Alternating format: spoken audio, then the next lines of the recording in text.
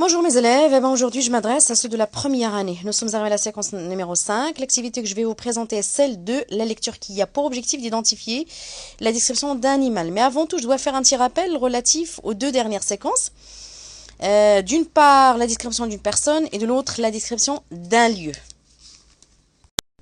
Il faut bien sûr lire le support pour suivre, on va dire, mes explications comme il le faut.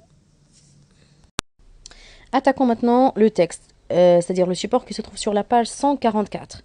Alors, commençons par l'étape observation, repérage. Alors, repérez le titre, les paragraphes et la source. Vous l'avez déjà fait? D'accord. Alors, pour le titre, les éléphants. Le texte se compose de 2 paragraphes et la source, bien sûr, vous l'avez en bas du texte.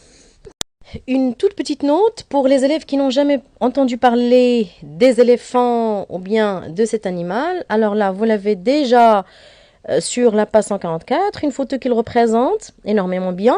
Et pour plus d'informations, c'est un grand mammifère, herbivore à corps massif.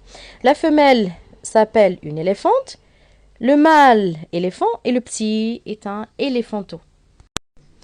L'auteur décrit les éléphants selon un ordre allant du général au particulier. Je vais vous expliquer.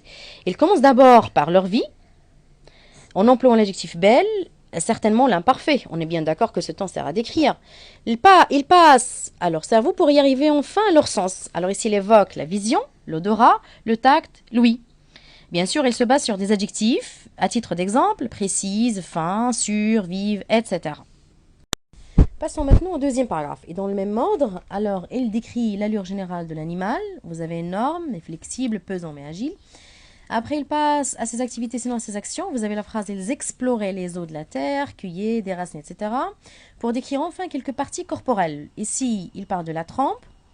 Puis après, vous avez les défenses et ses pieds. Mais finalement, il faut dire les pattes, non pas les pieds. Pour que vous arriviez à comprendre facilement quelques passages, je dois vous expliquer quelques mots. Le premier, c'est le tact. Alors, c'est le toucher, mais pour être beaucoup plus précise, c'est une sensibilité qui permet au contact d'une surface d'apprécier son caractère. Je peux dire qu'une surface est lisse, gluante, humide, dure, etc.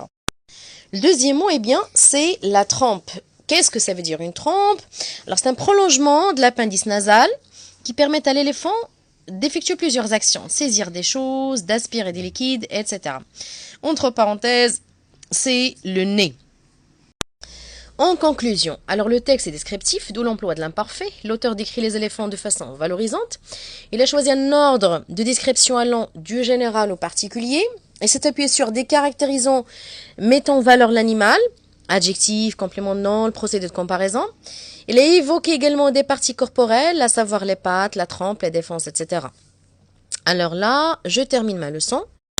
Passons maintenant à la phase entraînement. Vous allez faire l'exercice numéro 1.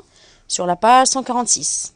À la phase réinvestissement, exercice également numéro 1, vous allez entourer les parties du corps d'un coq que vous avez sur la même page. Merci de m'avoir écouté et à bientôt.